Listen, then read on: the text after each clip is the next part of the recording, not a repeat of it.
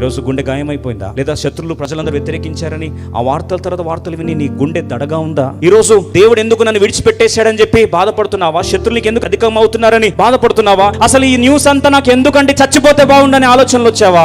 దావీదు పడ్డ గాయాల కంటే నీ గాయం ఎక్కువ కాదు, కాబోదు. అట్లాంటి దావీదు ఒక మాట అన్నాడు, తన దేవుడైన యెహోవాను బట్టి ధైర్యం తెచ్చుకున్నాడు. సెలా అనుభవాలు తన యొక్క గమ్యస్థానాన్ని మార్చేసింది. ఈరోజు బాధలు ఉన్నావు, ఒక నిమిషం ఆగు. ఇంతదాకా నడిపించిన దేవుడు నడి మధ్యలో విడిచిపెట్టడం కాదు కదా. పిలుపు ఇచ్చిన దేవుడు, అభిషేకించిన దేవుడు, వాగ్దానం ఇచ్చిన దేవుడు, సన్నిధి ఇచ్చిన దేవుడు, నీ కొరకు ఇన్ని యుద్ధాలు చేసిన దేవుడు నడి మధ్యలో సముద్రంలో పడేయడానికి నేను తీసుకొచ్చింది. హోప్స్ అన్నీ పోయిండొచ్చు, అసలు రికవరీకి ఛాన్సే లేకపోయిండొచ్చు, అంతా సమాధి అయిపోయింది, పాడైపోయిందని ప్రజలందరూ భీష్మించుకొని డిక్లరేషన్ సర్టిఫికేట్ ఇచ్చిండొచ్చు. ముక్కులో నుంచి శ్వాస పీల్చుకుంటున్నావు, గుండె ఇంకా కొట్టుకుంటుంది అంటే ఇంకా దేవుడు నీ పట్ల సమకూర్పును సాధ్యపరచగలడు.